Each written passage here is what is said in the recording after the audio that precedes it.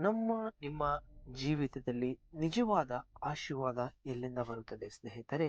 ದೇವರ ಪರಿಶುದ್ಧವಾದ ನಾಮಕ್ಕೆ ಮಹಿಮೆ ಉಂಟಾಗಲಿ. ಈ ಉದಯ ಕಾಲದ ವಾಗ್ದಾನಕ್ಕಾಗಿ ದೇವರಿಗೆ ಮಹಿಮೆ ಸಲ್ಲಿಸುತ್ತೇನೆ. ನನ್ನ ನಿನ್ನ ಜೀವಿತದಲ್ಲಿ ನಿಜವಾದ ಆಶೀರ್ವಾದ ಎಲ್ಲಿಂದ ಬರುತ್ತದೆ? ಬನ್ನಿ, ಇವತ್ತಿನ ಪ್ರವಾದಿಯಾದ ಏಸಾಯನು ಬರೆದಂತ ವಚನದಲ್ಲಿ ನಾವು ನೋಡೋಣ.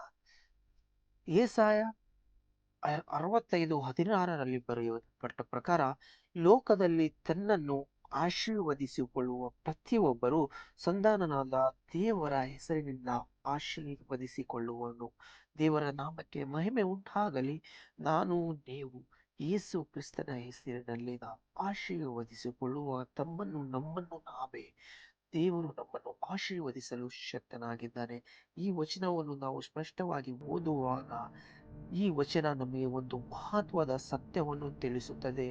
ನಮ್ಮ ಬಲ, ಸಂಪತ್ತು ಅಥವಾ ಮಾನವರ ಮೇಲೆ ಮಾತ್ರ ಭರವಸೆ ಇಡುವುದಿಲ್ಲ.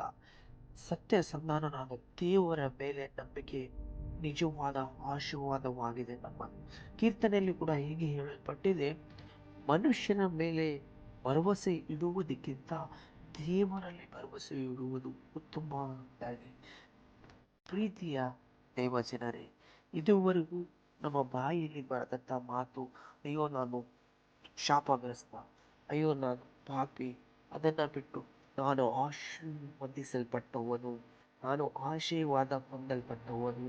ಯಾಕೆ ಅಂದರೆ ದೇವರು ನಮ್ಮನ್ನು ಆಶೀರ್ವಾದವಾಗಿ ಇರುವುದಕ್ಕೆ ಕರೆದಿದ್ದಾನೆ. ದೇವರ ವಾಕ್ಯ ಹೀಗೆ ಹೇಳುತ್ತದೆ, ನೀವು ನನ್ನನ್ನು ಹುಡುಕಿ ಬರಲಿಲ್ಲ, ನಾನೇ ನಿಮ್ಮನ್ನು ಹುಡುಕಿ ಬಂದೆ ಎಂದಾಗಿ. ಪರಿಶುದ್ಧ ದೇವರ ನಾಮಕ್ಕೆ ಮಹಿಮೆ ಉಂಟಾಗಲಿ. ಪ್ರಿಯ ದೇವ ಜನರೇ, ದೇವರು ನಮ್ಮನ್ನು ಹುಡುಕಿ ಬಂದ ಕಾರಣ ನಾವು ಆಶೀರ್ವಾದವಾಗಿರಬೇಕಾಗಿ, ಆದ ಕಾರಣ ನಮ್ಮನ್ನು ನಾವು ಯೇಸು ಕ್ರಿಸ್ತನ ನಾಮದಲ್ಲಿ ಆಶೀರ್ವದಿಸಿಕೊಳ್ಳುವಾಗ ನಮ್ಮ ಪರಿಸ್ಥಿತಿಗಳು ಏನೇ ಇದ್ದರೂ ಆತನು ಬದಲಾಯಿಸಲು ಶಕ್ತನಾಗಿದ್ದಾನೆ. ಆತನ ವಾಕ್ಯ ಹೇಗೆ ಹೇಳುತ್ತದೆ, ನೀನು ಏನು ಹೇಳಿದ್ರು ಒಂದೇ ಆಗುತ್ತದೆ ಎಂದಾಗಿ. ಆದ ಕಾರಣ ಈ ವಾಕ್ಯವನ್ನು ಯಾರೆಲ್ಲ ಕೇಳುತ್ತಿದ್ದೀರೋ, ದೇವರ ಹೆಸರಿನಲ್ಲಿ ನಾನು ಆಶೀರ್ವದಿಸಲ್ಪಟ್ಟಿದ್ದೇನೆ. ದೇವರ ಹೆಸರಿನಲ್ಲಿ ನನ್ನ ಮಗನು ಆಶೀರ್ವಾದ ಹೊಂದಲ್ಪಟ್ಟವನೇ. ದೇವರ ಹೆಸರಿನಲ್ಲಿ ನನ್ನ ಸಮಸ್ಯೆಗಳು ಹೋಗಲ್ಪಡುತ್ತವೆ. ದೇವರ ಹೆಸರಿನಲ್ಲಿ ನನ್ನ ಸಾಲಗಳು ತೀರಲ್ಪಡುತ್ತಿದೆ. ದೇವರ ಹೆಸರಿನಲ್ಲಿ ನನ್ನ ರೋಗಗಳು ವಾಸಿಯಾಗುತ್ತದೆ. ದೇವರ ಹೆಸರಿನಲ್ಲಿ ನನಗೆ ಜ್ಞಾನ ಬರುತ್ತದೆ. ದೇವರ ಹೆಸರಿನಲ್ಲಿ ನನಗೆ ಬಿಸಿನೆಸ್ ಜ್ಞಾನ ಬರುತ್ತದೆ. ಪ್ರಿಯ ದೇವ ಜನರು, ಯಾವ ಸಮಯದಲ್ಲಿ ನೀವು ದೇವರ ಹೆಸರಿನಲ್ಲಿ ನಮ್ಮ ಕುಟುಂಬದಲ್ಲಿ, ನಮ್ಮ ಸದಸ್ಯರಲ್ಲಿ ಆಶೀರ್ವಾದ ಮಾಡುತ್ತೀವಿ, ಅದು ನಮ್ಮನ್ನು ನಿಮ್ಮನ್ನು ಗೊತ್ತಿಲ್ಲದೆ ಆ ಸಮಸ್ಯೆಗಳು ಹೋಗುವಂಥದ್ದಾಗಿದೆ. ದೇವರ ನಾಮಕ್ಕೆ ಆಗಲಿ.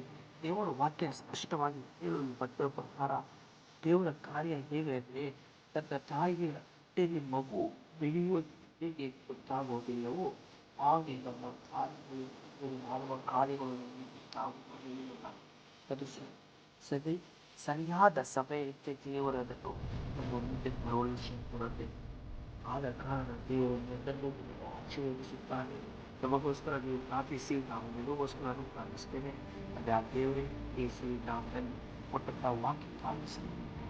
ವಾಕ್ಯದಲ್ಲಿ ತನ್ನನ್ನು ತಾನು ಆಶೀರ್ವದಿಸಿಕೊಳ್ಳುವನು. ಆತನು ದೇವರ ಹೆಸರಿನಲ್ಲಿ ಆಶೀರ್ವದಿಸಿಕೊಳ್ಳುತ್ತಾನೆ. ಯೇಸುವಿನ ನಾಮದಲ್ಲಿ ನಮ್ಮನ್ನು ನಾವು ಆಶೀರ್ವದಿಸಿಕೊಳ್ಳುತ್ತೇವೆ. ಯೇಸುವಿನ ನಾಮದಲ್ಲಿ ಯಾರೆಲ್ಲ ಈ ವಾಕ್ಯ ಕೇಳ್ತಿದ್ದಾರೆ, ಪ್ರತಿ ಒಬ್ಬರನ್ನು ಆಶೀರ್ವದಿಸಿ ಬಲಪಡಿಸುತ್ತೆ. ನಮ್ಮ ಪರಿಸ್ಥಿತಿಗಳ ಮೇಲೆ ನಿನ್ನ ಆಶೀರ್ವಾದ ಬರಲಿ. ನಮ್ಮ ಸಮಸ್ಯೆಗಳ ಮೇಲೆ ನಿನ್ನ ಆಶೀರ್ವಾದ ಯೇಸುವಿನ ನಾಮದಲ್ಲಿ ತಂದೆ,